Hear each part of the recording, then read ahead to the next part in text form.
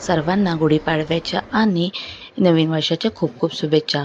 आज गुढीपाडवा आणि गुरुवार. आजचा दिवस खरंच खूप खास होता. सुरुवात केली ब्रह्ममुहूर्तात पूजा करून. सकाळी लवकर उठून सगळं घर आवरलं. नवीन वर्षाची सुरुवात स्वच्छ आणि पॉझिटिव्ह एनर्जीने व्हावी म्हणून दाराला सुंदर तोरण लावलं. घर अगदी सणासारखं उजळून निघालं. नंतर केली देवपूजा आणि स्वामींचा अभिषेक. मन खूप शांत झालं. नंतर स्वामींना छानशी अशी अत्तर लावून फुले वाहिली आणि आपली आरती करून घेतली. नंतर किचन ओट्यावर समोर छान असे स्वस्तिक काढून घेतले आणि नंतर मी त्याचीही पूजा करून घेतली. नंतर आपल्या गॅस शेगडीचीही मी स्वस्तिक काढून पूजा करून घेतली. मला असे वाटते सणांच्या दिवशी तरी आपण आपल्या गॅस शेगडीची वगैरे पूजा करायला हवी. यामुळे घरात अगदी सकारात्मकता वावरत असते.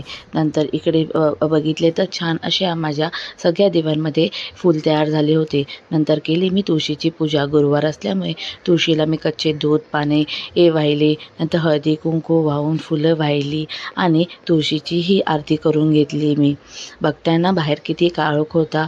अगदी सकाळची ही सेवा करताना खरं खूप शांतता आणि खूप मन प्रसन्न होते.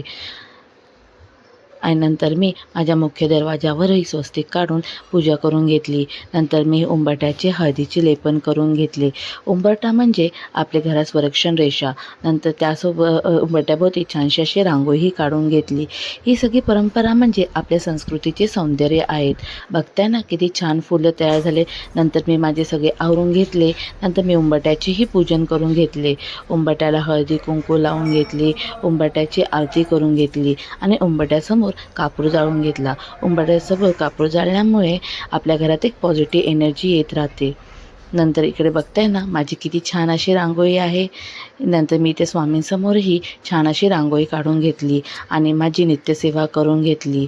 इथे मी माझा स्वामींचा जपसुद्धा करून घेतला. नंतर गुढीपाडव्याची तयारी करत होती एका साईडला आणि आपल्या गुढीपाडव्याला लागते ती कडुलिंबाची चटणी तर व्हायलाच पाहिजे ना. कडुलिंबाची चटणी म्हणजे आपल्या जीवनात कडूपणा आणि गोडपणा याचे एक सुंदर उदाहरण आहे, जी आपल्या आयुष्यातील गोडकडू अनुभवाची आठवण करून देते. नैवेद्य नंतर देवांशनेही इथे छान अशी गुढीपाडव्याची पूजा करून घेतली. मुलांना लहानपणापासूनही ही सगळी आपली संस्कृती शिकवायला हवी.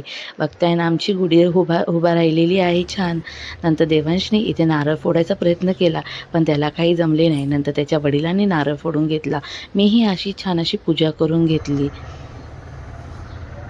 कशी वाटली माझी गुढीपाडव्याची पूजा? छान आहे ना अगदी. नंतर मी इकडे छान असे नैवेद्याची तयारी केली. मी गोडाला श्रीखंडही केले होते आणि खीरही केली होती. नंतर सगळे माझे स्वयंपाक सकाळीच करून झाले होते. नंतर मी इकडे फक्त आयत्यावेळी गरम पुऱ्या करून घेतल्या आणि देवाला छान असा नैवेद्य दाखवून घेतला आणि गुढीलाही नैवेद्य दाखवून घेतला. मग दुपारी सगळे आवरून मी आपले कुंकुम अर्चन करून घेतले.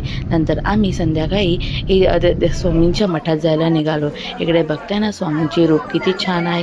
इथे एक छान असा संदेश होता, तो बघून अगदी मला असं वाटलं फोटो काढून ठेवावा. नंतर इथे स्वामींचे दर्शन घेतले. स्वामींना अगदी इतके छान सजवले होते की खूप अशी बघत राहावीशी वाटत होते. नंतर नवीन वर्ष असल्यामुळे आम्ही गणपतीच्या मंदिरातही आलो. इकडे शंकराची पालखी जात होती. इथे आम्हाला शंकराचेही छान असे पालखी बघायला भेटली. नंतर इथे मी गणपतीचेही दर्शन घेतले. नंतर देवीचे दर्शन घेतले. नंतर इकडे मी शंकराच्या पिंडीचेही दर्शन घेतले. नंतर संध्याकाळी आल्यानंतर अगदी 6:30 ते 6:45मध्ये आम्ही गुढी खाली उतरवली. गुढीला मी पुन्हा नैवेद्य दाखवून घेतला आणि गुढी उतरवली. नंतर एक एक करून गुढीचे सगळे साहित्य मी बाजूला करून ठेवले. नंतर संध्याकाळच्या वेळेस पुन्हा मी इथे दिवाबत्ती केली. तुळशीलाही दिवा लावून घेतला. नंतर तुळशीच्या समोर रोज आम्ही शुभम करोती म्हणत असतो. नंतर तो छान असं उंबरठ्यावर दिवा लावून घेतला. सणांच्या दिवशी ही सगळी सेवा करताना अगदी मन खूप पॉझिटिव्ह वाटत असते. अगदी जणू सगळं आपल्याकडून घडवत आहे. आपण आणि जराही असा आळस येत नाही हे सर्व करताना.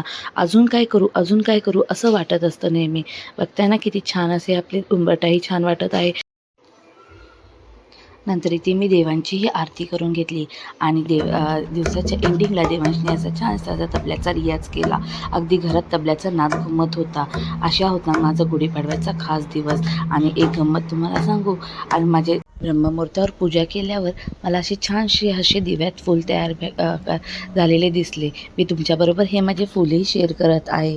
असा होता माझा स्वामीमय गुढीपाडव्याचा दिवस. व्हिडिओ आवडले असेल तर लाईक, शेअर, सबस्क्राईब करायला विसरू नका. श्री स्वामी समर्थ.